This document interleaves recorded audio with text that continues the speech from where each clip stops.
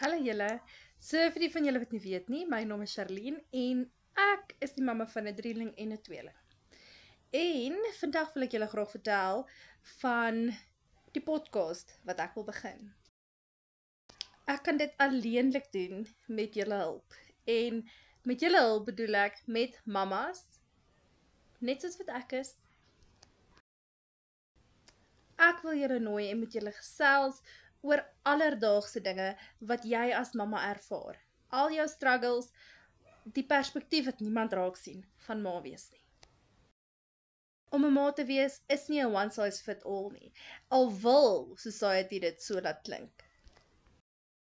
Ek wil graag die wêreld se perspektief wat hulle het van wat en wie 'n ma is en waardeur 'n ma elke dag gaan verander. Ek wil graag vir die ma in jou weer die stem gee. As jy voel jy het iets wat jy kan bydra, stuur my 'n e-pos. Ek sien so baie uit daarna om met jou te gesels.